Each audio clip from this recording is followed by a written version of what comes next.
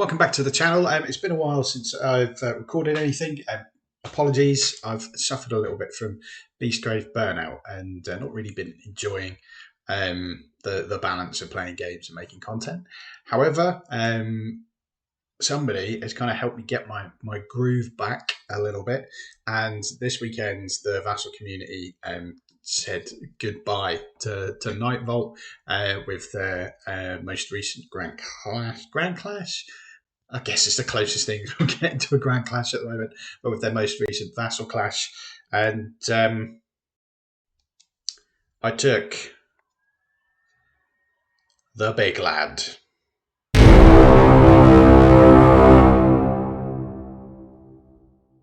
Why Mollog? Well, I decided that because it was a Nightvault kind of send off, I wanted to use a Nightvault warband, and with regards to kind of like when Nightvault came out, Mollog was the guy for me, really. I used to play aggro Mollog, I used to play defensive Mollog, I used to play Relics Mollog, Tomes Mollog. I did try Relics Mollog, and it was disgusting, particularly if you dumped it all on the bat squig and you were re-rolling defense dice all the time. But that, alas, is no more. But I decided to choose Mollog because Mollog was pretty much the reason that I stayed in the game. I very much enjoyed Shadespire. I wasn't totally sure about whether I was going to buy into Nightvault, but they spoiled that Mollog was going to be one of the new warbands, and I loved the model. I was very intrigued by what that was going to bring to the game, and it kind of kept me in it. So I felt like a fitting goodbye to Nightvault was the big lad and the gang. So how am I going to play him? There's lots of different ways that you can play him. He is a big boy that could just run in and smash, and there's three other little dudes that, in my opinion, are just kind of there for the sake of being there. So what I wanted to do, my most successful Mollog build that I used was the Tomes Mollog. I managed to win a trophy with it. Sort of placed a couple of times as well before moving on to other warbands. So I've kind of gone back to how I used to play that. Not necessarily a full-on aggro bashing machine, but more of a pick your fights type of thing. The kind of backbone of my list is it's not groundbreaking. However, I have kind of tweaked it a little bit, which is why I've kind of named this list Mollog the Immortal. So, we'll start off with the objectives. As you can see, again, there's nothing really kind of, oh my god, I can't believe you've put this in here. Nothing kind of groundbreaking. However, there's a few things which have caught people a little bit off guard, which when you play someone like Mollog is probably something that you need to do, because he can be perceived as being quite one-dimensional. So we'll start with just the order that is showing up on my screen. So first up, Loner, score an end phase if at least one surviving friendly fighter has no other fighters within 3 hexes.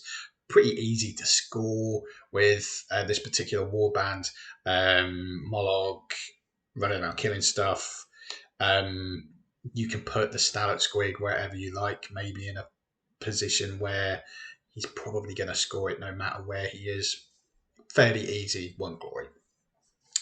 Long Strider and Burst of Speed, 2 of my restricted slots being taken up there. Easy to score while Mollog is on the table. Solid gains, again, fairly easy with how easy my score immediately is hard to score, and how likely I am to be killing stuff with Mollog seemed like an actual sort of surefire, easy way to score glory. Strong start, again, Mollog. There are a couple of ways I can be outdone with regards to being able to score that. So it's probably the weakest card in there, personally. Shortcut, again, I've got quite a few ways of being able to score that. I'll get to that later. But also the way that I play Mollog and having these particular cards in my Gambits kind of made sense to have shortcut in there.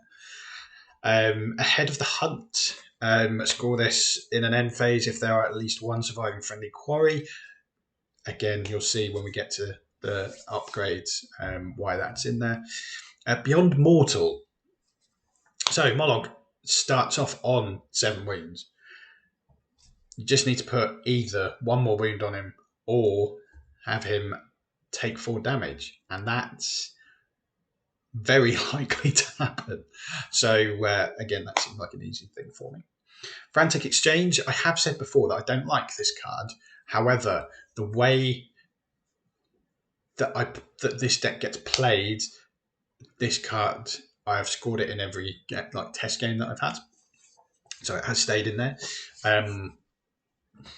Again, that will be more clear once I get to the ploys and upgrades. Master of Battle, 3 activations. When you're playing Mollog, you're going to be, and the way that I play this deck, I'm going to be doing that most rounds. Show of Force, if there are 3 or more friendly fighters in the opposing end, or if a fighter has 3 or more upgrades, it will become quite apparent why that is in there as well. But I can score both of those quite easily. Back squig's quick. Mollog's going to be really aggressive, and if I have this in my opening hand, I can just mic drop the Stalak Squig where I want. And then to the end. I've said before several times, while you are scoring 2 glory for card draw, I'm going to be putting it in there. I do think it should be gone, but there has not been an FAR list, and there probably won't be one now until Diachasm's been released. So they're the objectives. Not very high scoring. If you look at like some of the Gits and Nighthorn ones in particular, then you're looking at score like a base of 18 to 20. However, quite aggro. It's very easy scoring. The way that I play is very disruptive as well, particularly for those objective grabbing warbands. So I'm not overly concerned about how low the scoring is there. I've played 6 practice rounds, that are not games, rounds with Mollog, and apart from 1, I scored over 15, which, as long as the plan is going the way that I hope it does, has won me the games. Next up, we will move on to the Gambits. So this is where the style of play, hopefully, it starts to kind of make sense.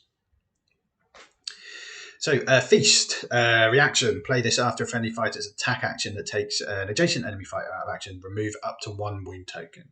So that's great on Mollog, just smack, kill something, take a glory, heal yourself a little bit, which again we'll get to a bit later. Predatory Growls, push, simple. Regal Vision, get Mollog onto a objective, play this, it becomes inspired. All of a sudden, bam, he's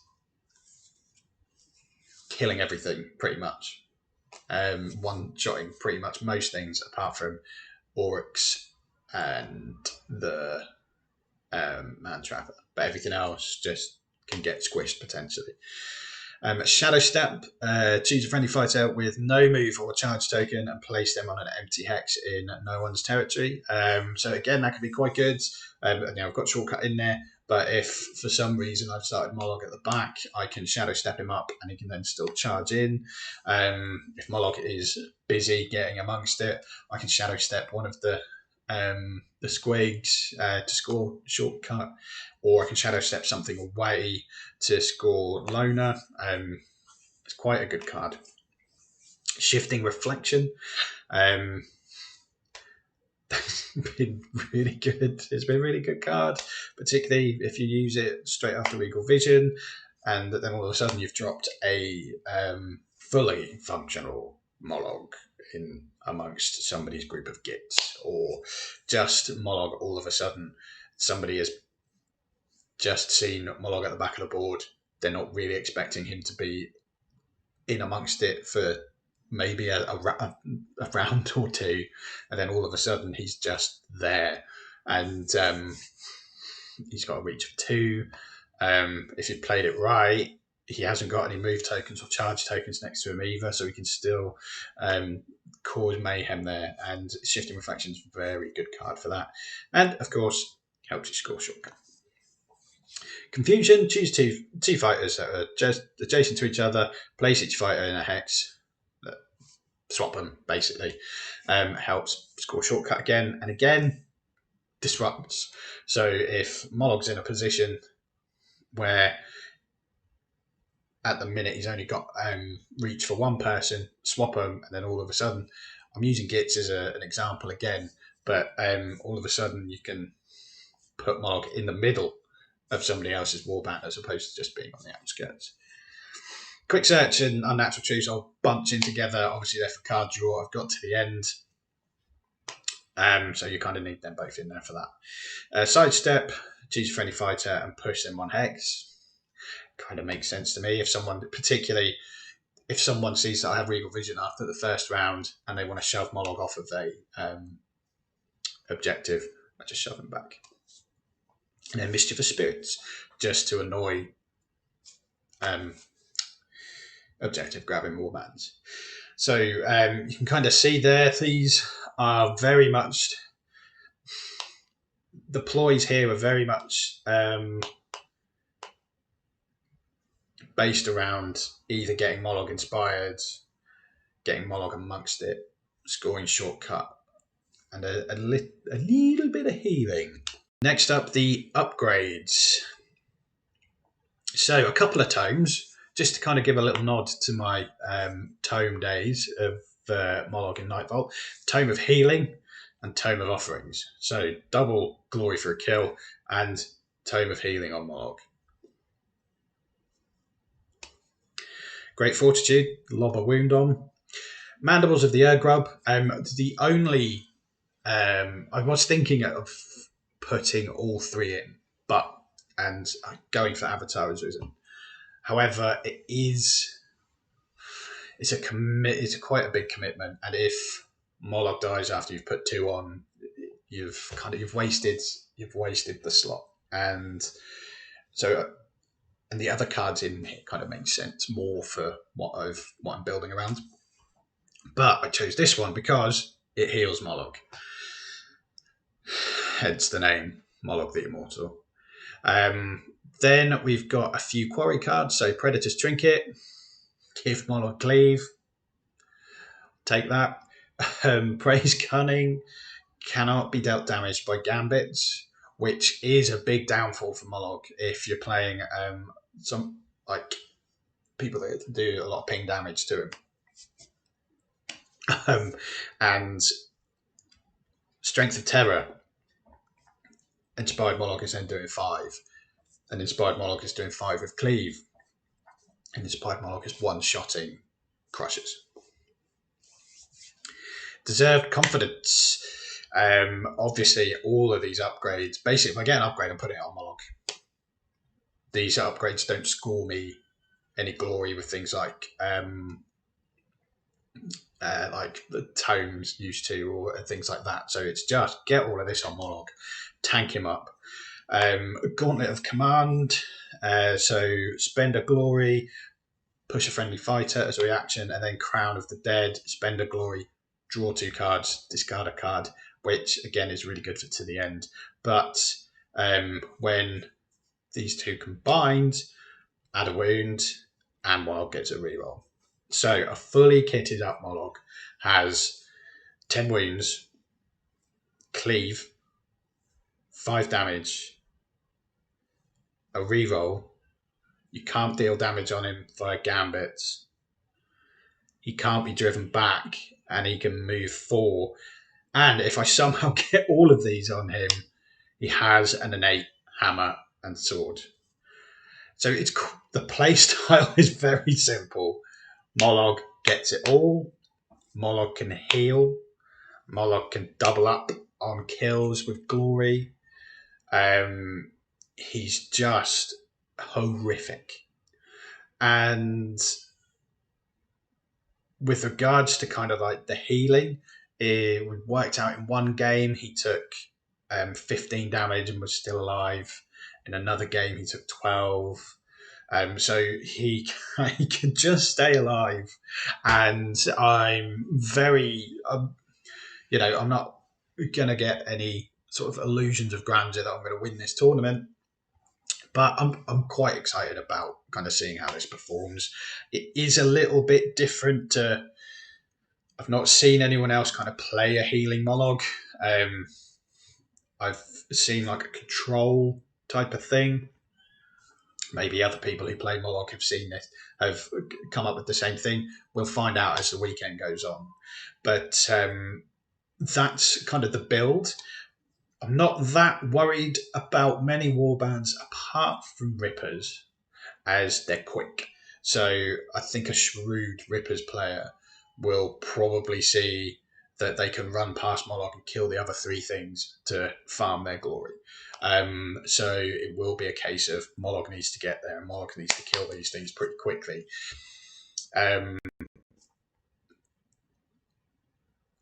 Picking my fights as well is probably something that I need to be a bit more wiser for. Not just thinking, well, Mollog, I'll just charge when I can charge and kill something. When the opportunity is there to heal, just keep healing him, and then maybe charge at the end. Charging in when potentially Mollog can get killed on the next turn is silly when I have the ability to heal with a Tome of Healing. So it's very much a pick the fights, maybe not even sort of charging with Mollog until the second round, kind of getting built up. I've got a lot of cards there that I can score outside of that, and then I've got a lot of cards that I can score when Mollog is dead as well, which before, particularly with like a Tome or Relics deck, you would put all your eggs in the Mollog basket.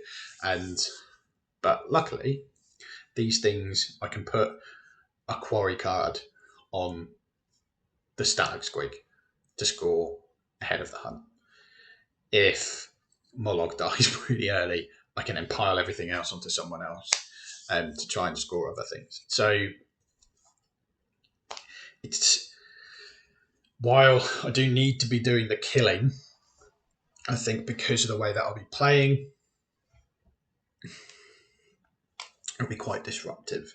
Stalag Squig can really slow down objective grabbing warbands as well by just going, I'm just going to put him on that objective there. You have to kill him before you get to score temporary victory or before you get to score hidden purpose. And he's not easy to kill. He's 2 shields. So there was one game that I played against a guy in the Stalag Squig, just didn't die. He was just there on the objective the whole time. And it just basically ruined the guy's day. He couldn't get the glory train going. So, yeah, I'm looking forward to it. I'm looking forward to Mollog doing his thing again. So it's a Shark Tank, the Vassal clashes. So I'd be, again, ecstatic to get a couple of wins. I have had a very very tough competitive season. The last 3 tournaments that I've been in, I've had the pleasure of picking up the wooden spoons. So anything better than that is what I'm aiming for. So even just the 1 win, I'll be ecstatic with. But there's a little bit at the back of my mind. It's like, I could probably get a few, but who knows?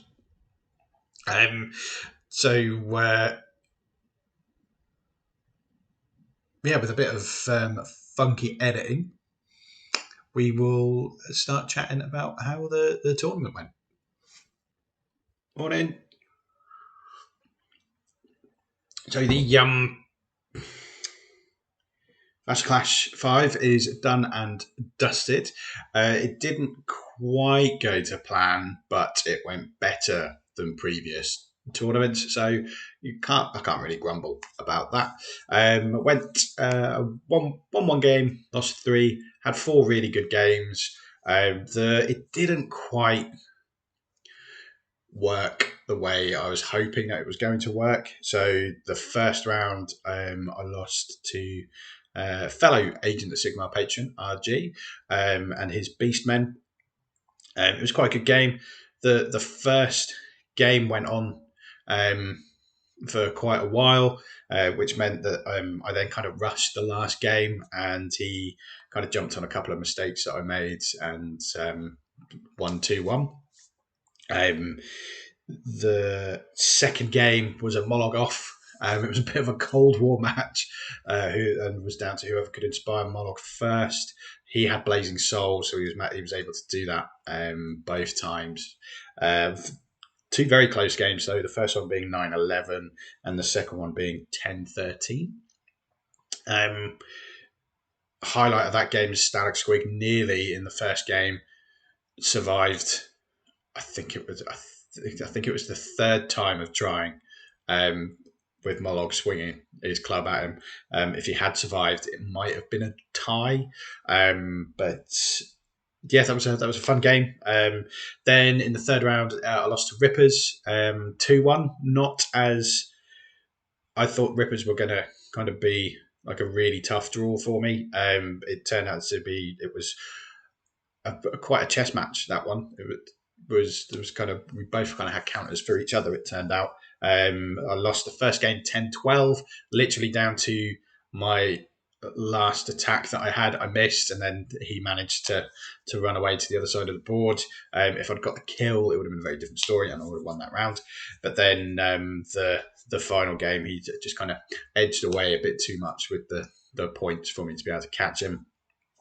And then the final game, I played against a Skelly's deck, which looked really fun. It was really good.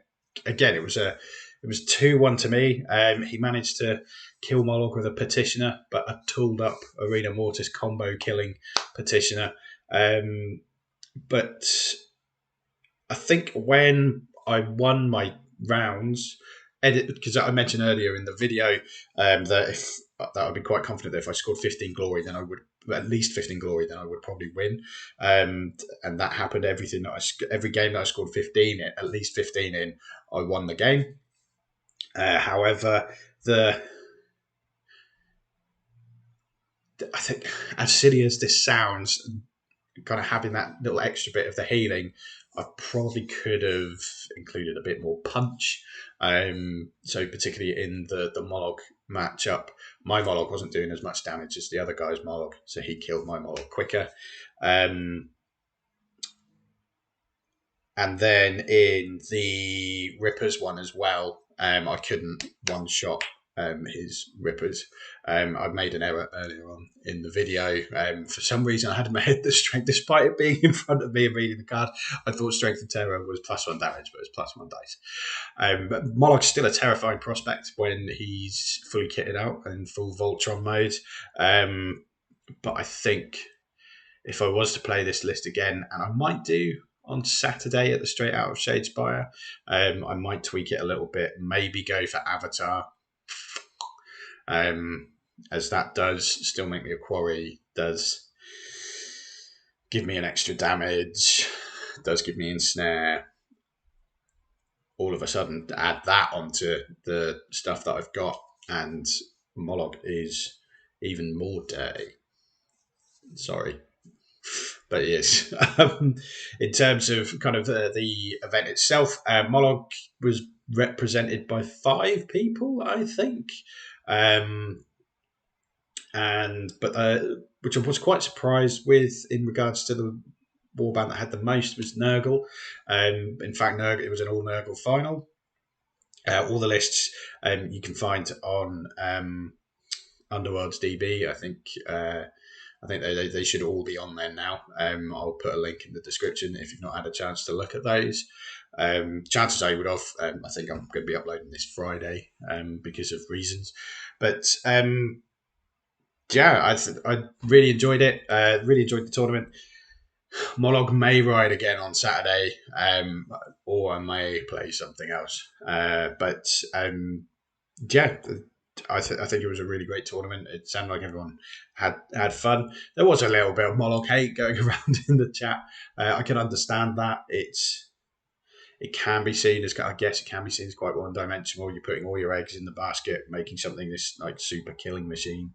But it didn't win, and not all of the Mollog people were in the cut, so there are a lot of ways to beat it. You can just ignore him and hope that I don't inspire him, which is possible if he's not scrapping. The only way that I've got to inspire him is Regal Vision. I know other people had Blazing Soul, but I think a few tweaks possibly needed. Frantic Exchange was a card that I kind of struggled with whenever I had it in my hand. That was kind of quite a frustrating card. I only mulliganed once, and my objectives, which is good. I think, kind of particularly in Beastgrave now, if you potentially have a brick hand, then you're gonna struggle. But I only mulliganed once, and that was in the first game in the round 3 because I rushed it, and I didn't think we had enough time to do more than one round, and it turned out we did. So that was my mistake. But thanks for watching. Apologies, it's been a while since my most recent. Apologies, it's been a while since I've done a video, but there's going to be a lot more kind of coming up in the future. If I do go to straight out Shadespire, then I will do a straight out of Shadespire video, because I think I might take Nurgle, see what all the fuss is about. Diachasm, hopefully getting spoiled this coming Saturday. We've got the new expansion, the thing that they've said that we're going to be getting for free as a downloadable. Don't really know what that's going to be, so we'll keep an eye out for that. And then we're going to be doing a little bon voyage to Beastgrave, and do a little kind of Beastgrave season review over the next few weeks. So keep an eye out for those. Thanks for watching, and hopefully you're all staying safe, and we'll be able to chuck some real dice soon. Cheers.